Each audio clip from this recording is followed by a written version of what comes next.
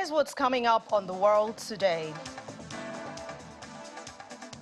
Ex-U.S. President Donald Trump sues his former lawyer, Michael Cohen, for more than $500 million. Qatar and Bahrain to restore ties and years of long dispute. Plus, Australia's northwest region braces for strongest cyclone in over 1 decade. Hello and welcome to The World Today on Channels Television. Thank you so much for joining us. I'm Anne Nwawadu.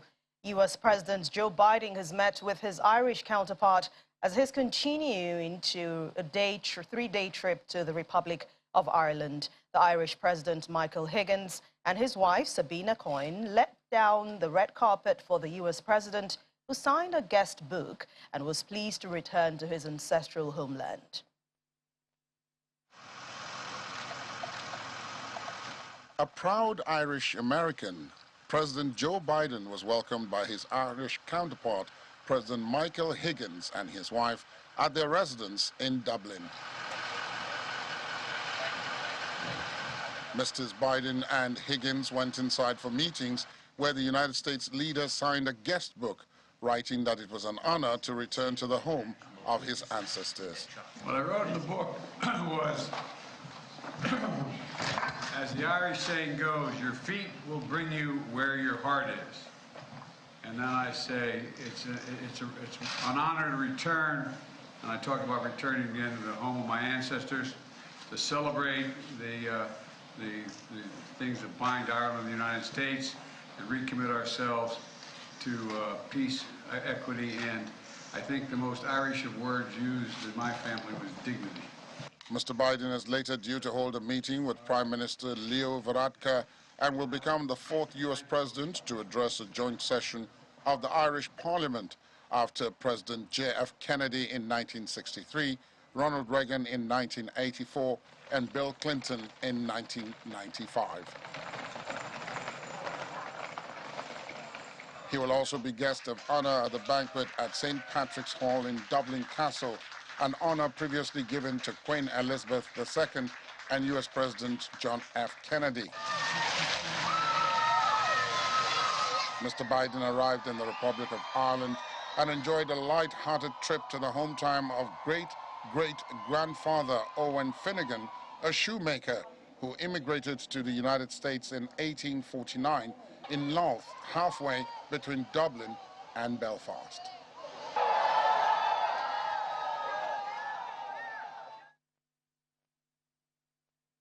White House Press Secretary Karine Jean-Pierre says that U.S. President Joe Biden did not discuss the leak of intelligence documents with British Prime Minister Rishi Sunak when the two men met in Northern Ireland yesterday. The U.S. national security agencies and the Justice Department are investigating the leak to assess the damage to national security and relations with allies and other countries, including Ukraine. Mr. Biden is currently visiting Dublin after touring Northern Ireland, where he has asked Northern Irish political leaders to restore their power-sharing government during a speech at Ulster University. The leaked document in that conversation, so I can confirm that for all of you. As far as our relationship with, that came from Antonello on our relationship with allies, and we have said this before. My NSC colleague was asked this question, and I believe my DoD colleagues, Department of Defense colleagues, also answered this question as well throughout the week. Is that we have U.S. officials who are engaging with allies and partners at high levels on having these conversations. We're just not going to read out any private conversations. As you know, there's an ongoing investigation that's being led by the Department of Justice. That's something that the Department of Defense quickly asked for once they learned about these documents. And I will also say the Department of Defense has said they have taken steps to further restrict access to sensitive information. Look, we are certainly reviewing the national security implications of the disclosure, and I can add that to mitigate the impact the release of these documents have on our U.S. national security and also on our allies and partners as well. And so this is something that we are taking very seriously. There is an ongoing investigation. DOD has taken steps to restrict access to these documents, and we definitely don't want to get ahead of what's currently happening. Former U.S. President Donald Trump is in New York City ahead of the deposition before New York's Attorney General Letitia James in a civil suit. Mr. Trump was seen entering Trump Towers amid security presence outside the building. His deposition was brought by the New York Attorney General. She sued Mr. Trump, 3 of his adult children, the Trump Organization, and others last September following a 3-year probe. The $250 million lawsuit concerns an alleged decade-long scheme to manipulate more than 200 asset valuations and Mr. Trump's net worth to win better terms from banks and insurers. Mr. Trump, who's a Republican, has called James's case, who is a Democrat, a partisan witch hunt. Meanwhile, former U.S. President Donald Trump is also suing his former lawyer, Michael Cohen, for more than $500 million. Well, that's according to a filing in federal court in Florida. The lawsuit is coming after Mr. Cohen, once Trump's loyal fixer, testified before a Manhattan grand jury that later indicted Mr. Trump of 34 felony counts of falsifying business records, marking the first time in the U.S. history that a former president has been charged with a crime. Mr. Trump, who is seeking the 2024 Republican presidential nomination, pleaded not guilty in that case on April the 4th. But Mr. Cohen is poised to be a star witness in any eventual trial in that case, which centers around 2016 hush money payment. The lawsuit accuses Cohen of violating his attorney-client relationship with Trump by revealing his confidences and spreading falsehoods in books, podcasts, and media appearances. It says Cohen wrongfully called Mr. Trump racist in his 2020 book, Disloyal, and fabricated conversations with Trump. Let's check in on the weather now. Heavy rain pounded Fort Lauderdale in Florida, leaving behind flooded streets and stranded cars. Video shows streets flooded with water, heavy rain, and a floating vehicle. A flash flood emergency had been issued by authorities and then a lesser flood warning. The Fort Lauderdale Hollywood Airport was expected to be closed until noon today.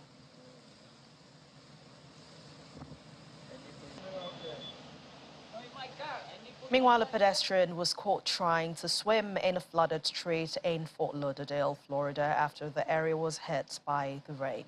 According to reports, up to 14 inches of rain has fallen in the city. The National Weather Service, parts of the area are now underwater.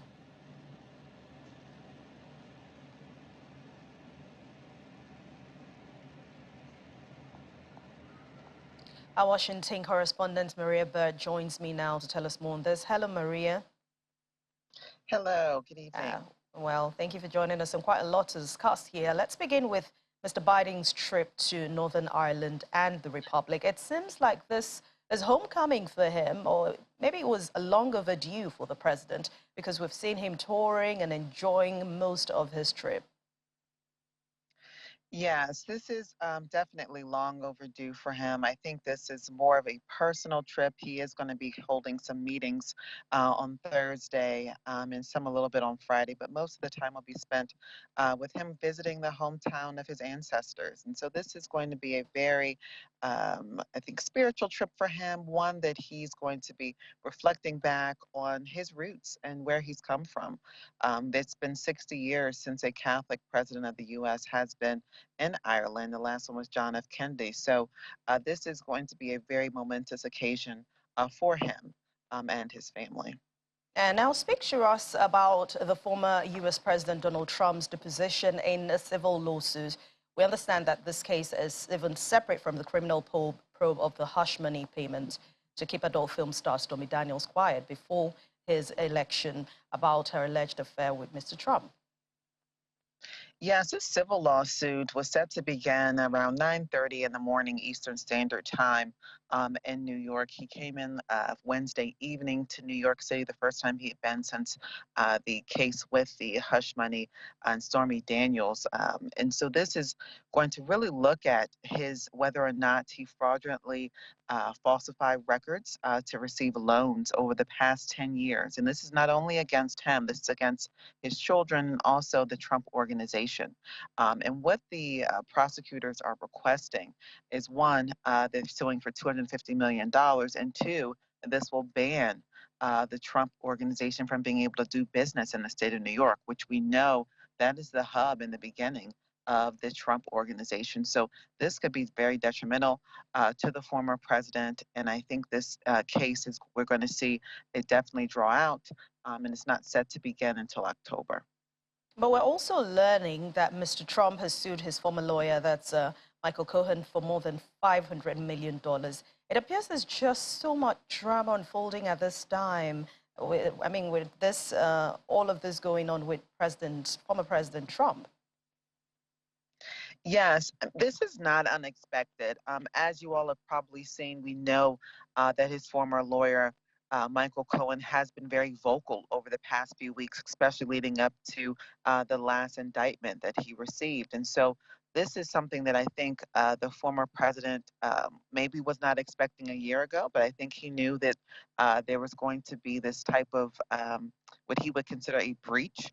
And so the lawsuit is really looking at a breach of the contract between the former president and Michael Cohen and releasing information that should have been kept confidential per the contracts according to the former president. So this is going to really look at whether or not the former lawyer to former President Trump has at all breached any of the confidentiality agreements that were between the two and the organization of the Trumps. But do you think that it is right that Mr. Trump is suing his lawyer for confidentiality problems? I mean, is his lawyer, does he have the right to give all of these details about Mr. Trump? He's giving details in his podcast, in his book, and in appearances on television. What do you think?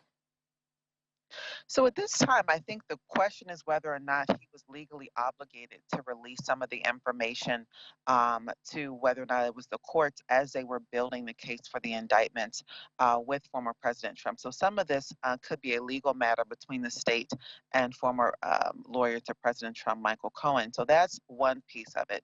The other piece is whether or not, and I'm sure Michael Cohen, being a lawyer himself, and he's probably has lawyers he's retained as well, reviewed the documentation that he signed with the former president and did see whether or not the information he was releasing was confidential. And so I think that at this time, it's really going to be about the legalities that existed because we're now dealing with a case that has been brought before the courts with the actual hush money. So I think that's what we're looking at. It's not so much whether or not he should or should not have, but what were his legal obligations. And with the civil lawsuit now, the hush money problem, how does all of these affect his 2024 presidential bid? Well, there's some on both sides. Obviously, we've seen many individuals come out and support former President Trump and stating that they hope that he runs in 2024.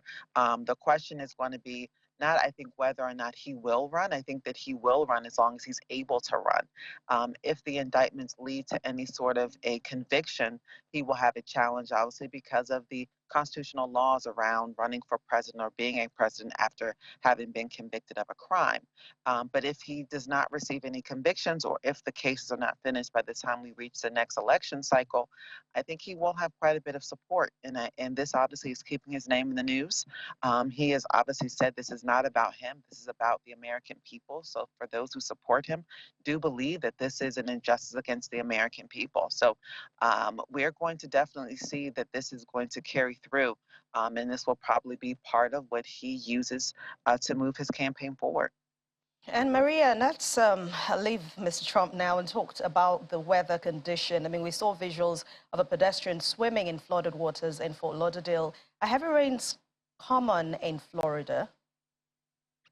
So flooding is common. This is a bit early for the flooding season. Typically, you see a lot of rain later in the summertime, August and September, in that region of the U.S. And so this is a bit early. So this type of flooding this time of year is a bit uncommon, but as we all have been watching, the weather conditions in the United States have been a bit unprecedented. And obviously, climate change is truly affecting the United States greatly because we've seen some very devastating weather conditions. And there's the help coming from the government. Is the government saying anything about sorting this out at the moment in Fort Lauderdale? Yes, at this time, the state is probably going to be able to address the flooding. As I heard you said earlier, the airports were closed earlier today, but they are reopening. The flooding should go down here in a few hours, especially for the next couple of days. There's not been any reports of major devastation as a result of the flooding. So until I think tomorrow would be a better gauge as to whether or not there will need to be federal support to address the flooding. All right. Thank you very much, Maria. Thank you for your update on the world today. Thank you.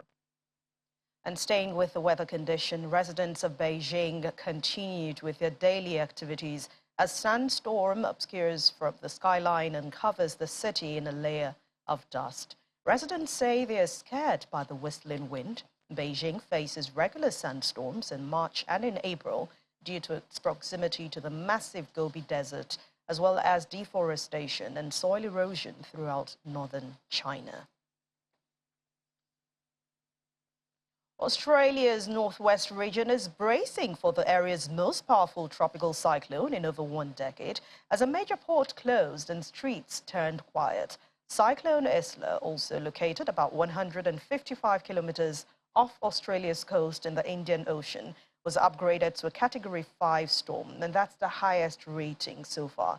According to the Bureau of Meteorology, the storm is expected to make landfall later today or early on Friday, with winds of up to 315 kilometers per hour at its core. Morning all. So severe tropical cyclone Ilsa is now a Category 4 cyclone. It's located about 250 kilometres to the north of Port Hedland. And just earlier this morning, we recorded at our automatic weather station out on Rolly Shoals, recorded 235 km/h wind gusts. So we know that this system is really packing a punch. The conditions along the coast there from about 80 Mile Beach to Port Hedland have already started to deteriorate. So we're seeing rain bands ahead of the tropical cyclone starting to affect the coast. Winds are starting to freshen, and those conditions will continue to deteriorate this afternoon as the system moves towards the coast. As I said, the system is likely to cross the coast later this evening, so conditions will really start to ramp up as we head towards sundown today. As Todd mentioned, it's likely to get upgraded to a Category 5 before it crosses the coast. So this is going to have a significant impact on those coastal areas, and just as importantly, because it's such a fast-moving cyclone, as it moves inland, that category's, the strength of the cyclone will be maintained as it moves quickly inland. And so all the preparation work that's gone into those remote Aboriginal communities, the mine sites and the towns and the pastoral stations is really critical to make sure that people are staying safe. North Korea has already launched what could be a new type of ballistic missile that landed in the waters between the Korean peninsula and Japan. The missile has sparked fear on the Japanese northern island Hokkaido after the government's emergency alert system warned residents to take cover. However, authorities in Japan later said the missile did not land near the island and withdrew that alert. Tensions have been growing in that region. North Korea has already fired 27 missiles just this year. And here's more on this. South Korea's Joint Chiefs of Staff say North Korea fired a missile into the sea off the east coast of the Korean peninsula.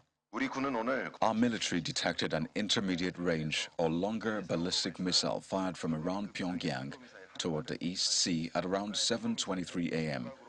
North Korea's ballistic missile was launched at a high angle and landed in the East Sea after a flight of about 1,000 kilometers, and South Korea and U.S. intelligence agencies are working to analyze details. On the other hand, Japan's Coast Guard also said North Korea had fired what could be a ballistic missile. Japanese authorities issued an emergency evacuation warning to residents of the northern island of Hokkaido following North Korea's missile launch. But the government lifted the evacuation order, saying the ballistic missile had not fallen into the country's territory, and an emergency warning system erroneously predicted that the missile would fall near the island. Considering JLET's role of promptly informing the public of the danger of falling objects from missiles, a JLET was issued from the perspective of prioritizing the safety of our citizens.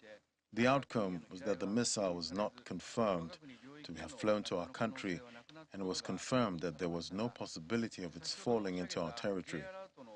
But considering the role of JAlert, which I mentioned earlier, I believe that the decision to issue the alert was appropriate.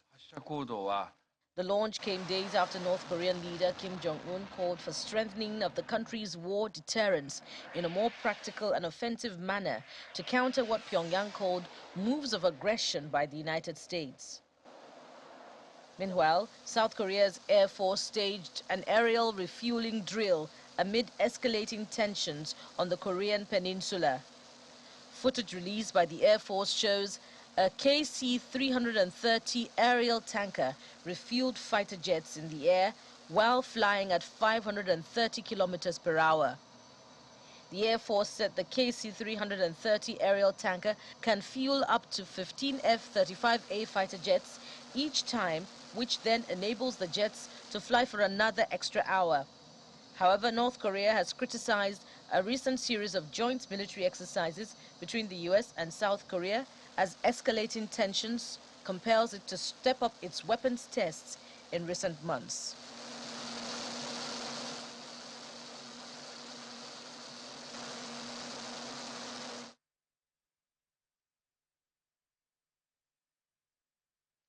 The European Space Agency has postponed the planned launch of a satellite to the planet Jupiter.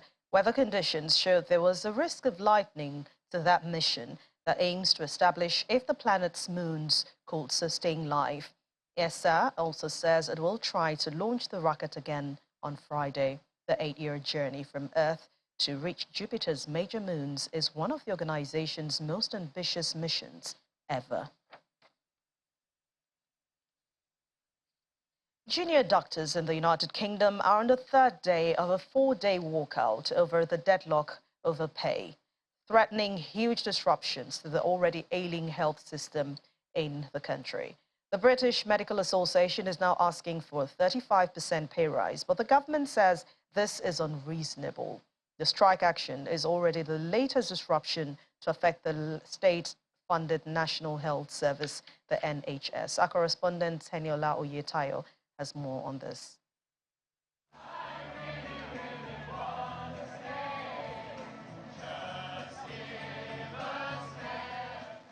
Singing "We Just Want Fair Pay." Junior doctors in Britain this week embarked on a 4-day strike across the country.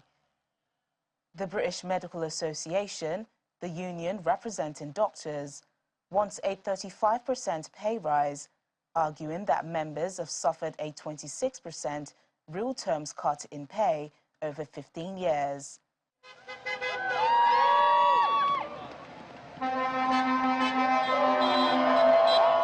Some junior doctors say the situation is so bad they are thinking of leaving the profession or moving to other countries.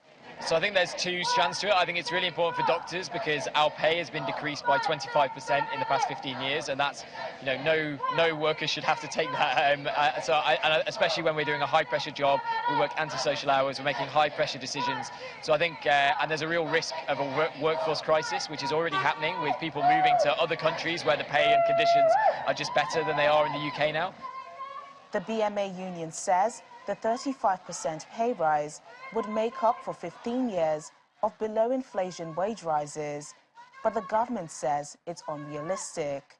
We are ready to have discussions with them, but clearly a demand for 35%, over £20,000 for some junior doctors, is not fair or reasonable, and that is why we've not been able to make progress so far. The strike is the latest to involve NHS staff, following walkouts by nurses, paramedics and others demanding rises that better reflect annual inflation running at more than 10%. It comes as the NHS experiences one of its most severe crises in its 75-year history, overwhelmed with some 7 million patients waiting for hospital treatment, severely affecting areas such as cardiovascular care. The government must realize that they're working for the people. And these nurses and doctors in this establishment, a dynamic establishment, should be recompensed to a degree what they're worth. Otherwise, we're going to lose them to other countries. I'm for it, and I think they do deserve to get their pay. They're helping people stay alive, and they do hours that most of us wouldn't even do. NHS England said the latest strike will put pressure on hospitals and urge people to use health services wisely this week. Junior doctors previously staged a walkout on the 13th to 15th of March, which led to 175,000 outpatient appointments and operations being rescheduled. Teniola Oyetayo for Channels Television News. Let's bring back Teniola Oyetayo now for more on this, the London correspondent. Thank you very much, and good to see you, Tenny. Hi, Anne. How are you doing? Very well. Al, it's the third day of walkout by junior doctors in the United Kingdom that we know, but what else do we know? Well, we know that the doctors will be striking until Saturday morning, tomorrow being the last day of their strike action. Doctors are still picketing across the country. We were at Royal College Hospital on the first day of the walkout. It wasn't as big as the ones we've seen with nurses and other striking unions, but there was a lot of energy, singing, like you heard there, and also support from the public. In terms of disruptions this week, though, we know that thousands of appointments have been cancelled according to the NHS, and it's also a critical week because coming from the Easter holiday, it's a time when the NHS is, a lot busier than usual. Ahead of the strikes, the NHS and government had urged people, in their words, not to do anything reckless that could land them in hospital and basically avoid the hospital if possible. I know the government has already said their request is unreasonable. I mean, asking for 35% pay rise is almost impossible. But what are they saying? Are they coming to the table? Are the young doctors giving a lesser, maybe something less than 35% to the government? All right, so let me explain first what the junior doctors actually want. So they're striking for what they call pay restoration, which amounts to a 35% pay rise. They say that over the last couple of years, their pay has not been in line with inflation, and they're now wanting that pay, what they call pay restoration, back.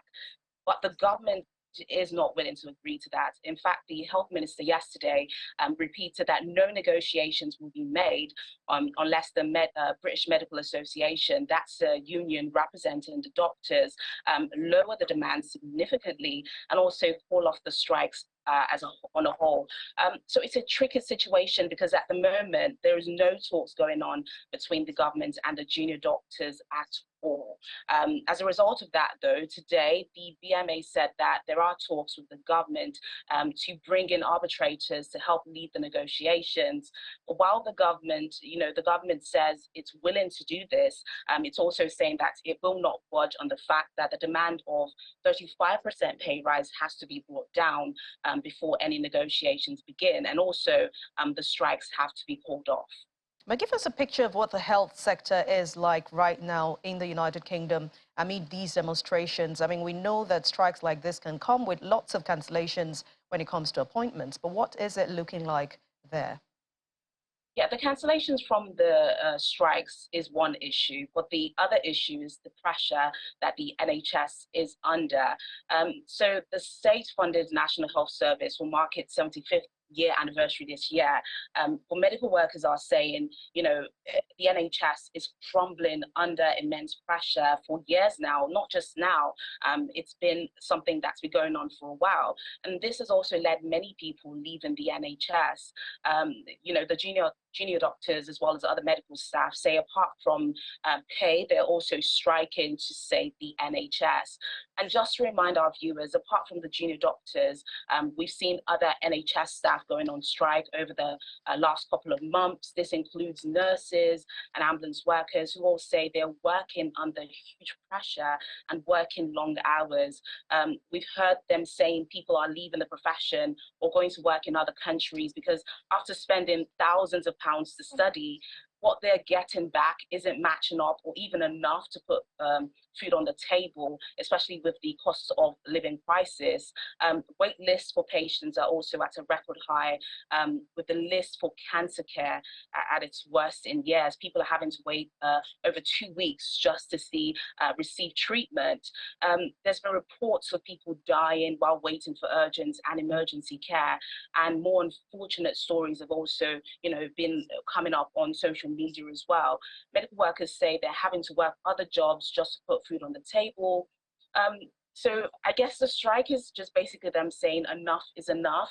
And it's sad because these are people who worked on the front line through the COVID-19 pandemic, and they're saying they don't feel appreciated despite all their efforts. Well, your last comment is almost answering my last question, which is about the inflation in the United Kingdom with the disruption of healthcare. How are citizens even coping to put food on the table? Everyone is going through it at the moment, and I think people understand this.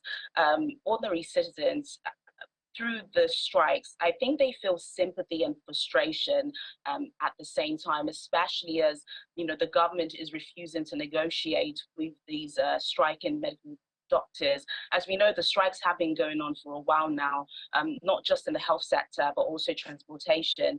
I think most Britons are in favor of the strikes because they understand the situation with inflation and the cost of living crisis. Most people have felt the impact, so they understand. So for most people, although they are affected in one way or the other by the strikes, rather than being angry at the workers, they are angry at the government. And it's a growing anger against the Tory leadership over a number of things. So, a lot of Britons are going through it. So there's a sense of understanding that, there is an inflation. So people do need more money to be able to put food on the table. All right, thank you very much. I hope this all gets sorted so that people can get the health care they deserve. Thank you very much, Eniola, for your time on The World Today. Thank you, Anne. Back, you're still watching The World Today on Channels Television. Philippines and U.S. soldiers took part in an anti-tank live-fire exercise in the Philippines' largest military base today amid tensions with Beijing over South China Sea. The drills are part of a 2-week annual bilateral exercise between Manila and the United States, with this year's edition being the largest in scale yet, with over 17,000 soldiers participating.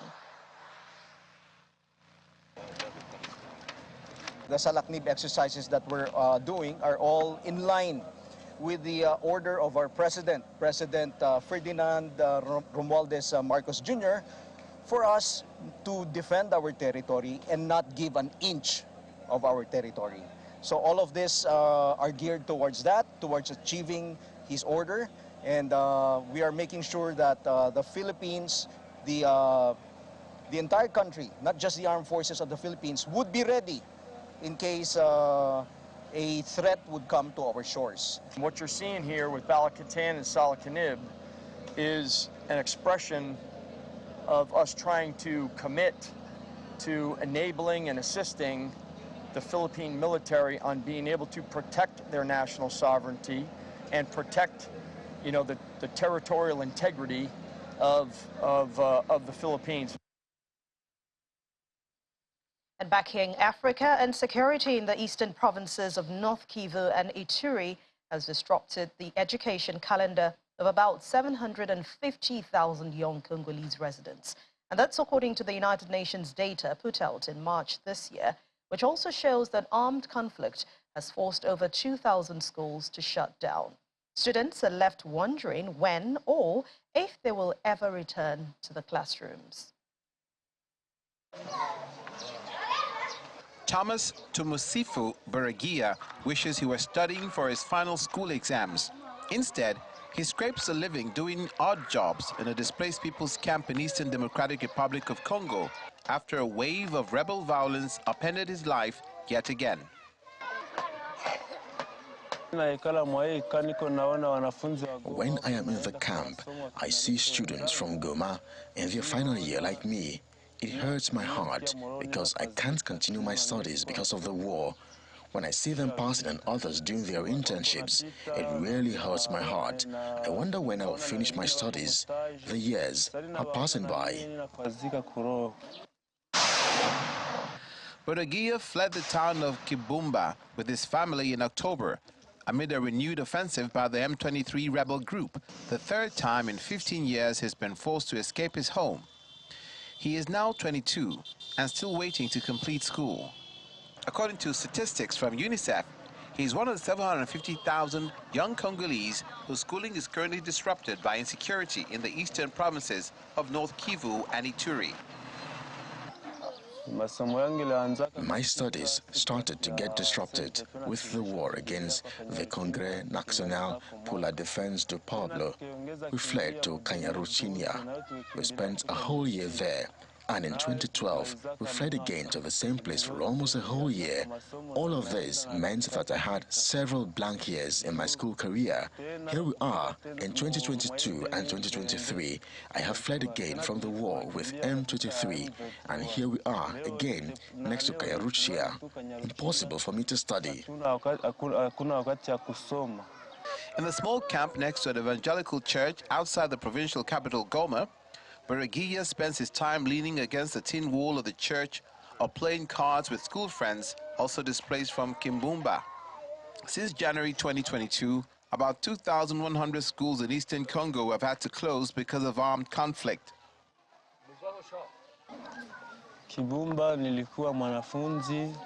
My life's dream was to go to the university after my secondary education in order to look for a job, become a teacher, and earn a living. The damage could be lasting without access to education. The UN is concerned children and young people can miss the chance to develop the skills needed to escape poverty and overcome the desperate economic challenges that help fuel conflict in places like mineral-rich eastern Congo.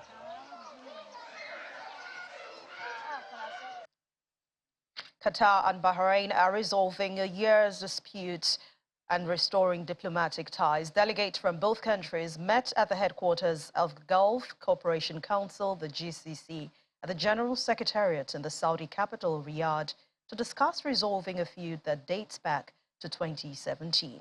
Qatar's foreign ministry said in its statements that both sides met to enhance the Gulf unity and the integration according to the GCC Charter. The statement also said the decision stems from the mutual desire to develop bilateral relations and enhance GCC integration and unity, and of course respect the principles and equality between the states, national sovereignty, independence, territorial integrity, and good neighborliness. It was the latest development since both countries declared their decision to sever diplomatic ties 6 years ago.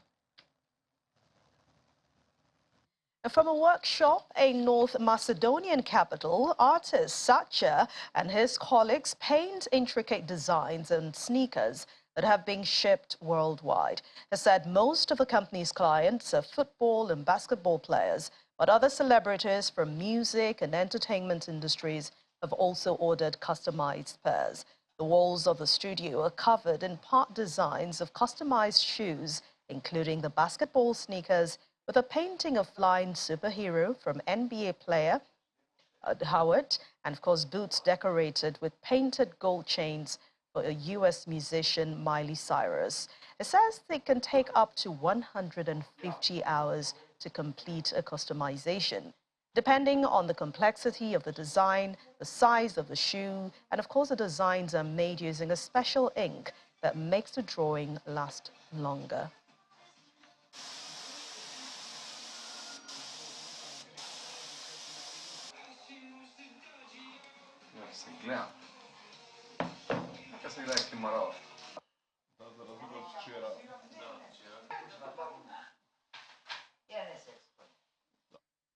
And finally on the program today, various celebrations took place for National Scrabble Day on April the 13th, 2023. It marks the 75th anniversary of the board game. To mark the game's milestone, as well as upcoming coronation of King Charles III, the British millionaire Justin Smith has created a crown made of Scrabble tiles.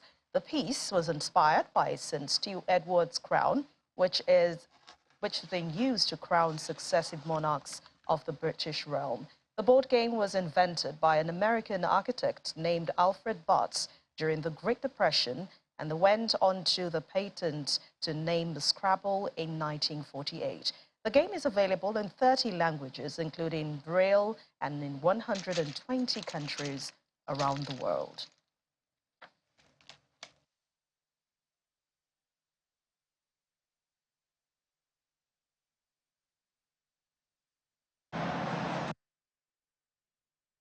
The story of how Scrabble was invented was an American architect by the name of Alfred Butts created the game during the Great Depression. And after a couple of name changes, in 1948, he patented the name and the game, Scrabble, and the rest, of course, is history. So there's 319 Scrabble tiles in total. There's 287 of the original Scrabble tiles, which are the white ones with the black lettering on. And then there is the deluxe version, which are the black background with the silver lettering on, and there's 16 of those. And then there's also 16 of the tiny little travel size ones as well, creating some words on the ermine part of the crown. So there are some hidden words in the crown, and that took a while to do actually, because I laid it all out on a pattern to make sure that it was going to work well around the gemstones. And there are words like play, coronation, word, and there's several others actually, and there's a few hidden meanings inside the crown as well. So I think it's kind of fun that if people can see it spinning, to be able to have a look for the words and see if you can find them. I remember playing with it a lot with my nan when I was younger, and it really helped me a lot with the dyslexia to actually dissect words and actually have some creativity and have some play and create patterns with words that then really helped me at school and with my dyslexia. And I found that coming back into Scrabble now and making a creative piece out of it in my art world was really interesting, because then I used the letters and the words to create patterns actually on the structure of the crown to give it a nice layout and give it a nice balance. So it was really interesting to use letters and words in a way that wasn't to do with the spoken, but to actually see it as more of an art form. Oh, with so much creativity and new things coming in, this coronation will definitely be an interesting one. This is where we draw the curtains on the world today. Thank you so much for watching. I'm Anne Nwawadu. Please stay safe.